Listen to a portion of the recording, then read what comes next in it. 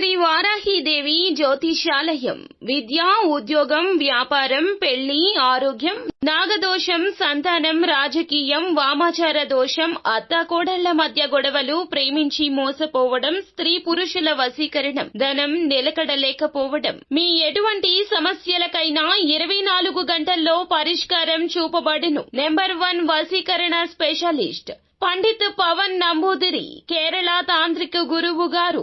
ఎక్కడి వారికైనా ఒక్క ఫోన్ ద్వారా వెంటనే పరిష్కారం చూపబడును. Phone number 9043637512. అందరికీ నమస్కారం అండి. ఛానల్లోకి తిరిగి స్వాగతం. ధనుస్సు రాశి జాతకులు, సమస్యల గండంలో పడబోతుంది మీ జీవితం. ఏం జరగబోతుంది అంటే, మీరు నిదానంగా కూర్చొని ప్రశాంతంగా ఈ వీడియో చూస్తే మీకే బోధపడుతుంది. వీడియో నచ్చితే తప్పకుండా ఒక చిన్న లైక్ అయితే చేసి మమ్మల్ని సపోర్ట్ చేయండి.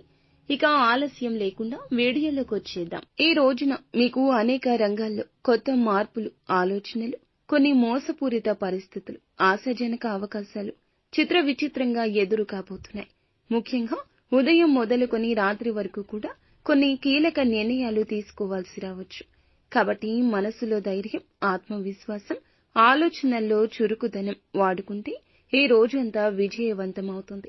ఉదయం 6 గంటల తర్వాత కొన్ని అప్రమత్తమైన ఫోన్ కాల్స్, మెసేజెస్ రూపంలో రావచ్చు. మిమ్మల్ని కాస్త ఆందోళన కలిగించొచ్చు. ఇవన్నీ తాత్కాలికమే. ముఖ్యంగా ప్రాతకాలంలో మీరు చేసిన చిన్నపాటి జాగ్రత్తలు, ఆధ్యాత్మిక విధులు మంచి రక్షణగా మీకు మారతాయి. వీరు సాధారణంగానే అంతర్గతంగా బలమైన వారు. చిన్న సమస్యకు కూడా అల్లాడకుండా ముందుకు వెళ్తారు. ఉద్యోగస్తులకు కొంచెం అదనపు పని భారం తప్పదు. ఉన్నతాధికారుల వద్ద నుంచి కొత్త పనులు, హాలిడే ప్లాన్స్ పై సడలింపులు, కొత్త రిపోర్ట్లు ఒక్కొక్కటిగా చేరతాయి. మధ్యాహ్నం 12:30 నుంచి 3 గంటల మధ్యలో ఒక చిన్న తప్పు చేసినట్లు అనిపించొచ్చు. ఇది పెద్ద సమస్యే కాదు. అందుకే సబార్డినేట్స్ లేదా టీంకి లేదా మీ యొక్క పై అధికారులు ఇచ్చే సూచనలు మీకు స్పష్టత చాలా అవసరం. వ్యాపార వర్గానికి ఈ రోజున పాత డీల్స్, పాత బిల్లులు, రికవరీ మొదలైనవి కాస్త ముందుకు కదలొచ్చు. ఒక వార్త కూడా వింటారు. లాభసాటిగా ఒక్కసారిగా వార్తలు రాకపోయినా నిదానంగా లాభం కలగొచ్చు. లీగల్ పేపర్స్ కి సంతకాలు వాయిదా వేయండి. ముఖ్యంగా మధ్యాహ్నం తర్వాత డీల్ కి తుది రూపం ఇవ్వకపోవడమే మంచిది. పొద్దున్నే ఆ యొక్క పనులు పూర్తి చేసుకోండి, లేదంటే వాయిదా వేయండి. ఇటీవల కొన్ని ఖర్చులు తగ్గించామని అనుకుంటారు, కానీ దొడ్డిదారున ఖర్చులు జరుగుతూనే ఉన్నాయి. ఖర్చుల విషయంలో అప్రమత్తత అవసరము. ఈ రోజు మళ్లీ ఎదురు ఖర్చు జరగొచ్చు. ముఖ్యంగా కుటుంబంలో ఆరోగ్యపరంగా చిన్న చికిత్సలు చేయించుకోవాల్సి రావచ్చు. ఇల్లు, వాహనం, గ్యారేజీ రిపేర్లు ఇలా కాస్త ధనం ఖర్చు అవుతుంది. కుటుంబంలో చిన్నపాటి అభిప్రాయ భేదాలు కలగొచ్చు. తల్లిదండ్రులు, సోదరులతో నేరుగా డబ్బు వ్యవహారాలు, ఆస్తి సంబంధిత చర్చలు ఉంటే కొంచెం పక్కన పెట్టండి. మీ యొక్క జీవిత భాగస్వామి కొన్ని మాటల్లో నొచ్చుకునే విధంగా మాట్లాడొచ్చు. అది గుణంగా మార్చుకోండి. సాయంత్రం 5 దాటాక కుటుంబ సభ్యుల మధ్య సరదా మాటలు, పాత జ్ఞాపకాలు షేర్ చేస్తే గృహ శాంతి నిలుస్తుంది. ప్రేమలో ఉన్న వారికి ఈ రోజున కొంచెం కలతలు తప్పవు.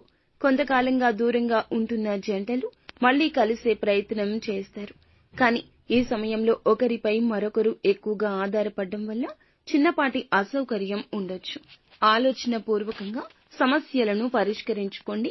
ఎవరి మాటలు కూడా బంధంలోకి రాకుండా ఉండాలి. విద్యార్థులకు కాస్త ఫోకస్ డిస్టర్బ్ అవుతుంది.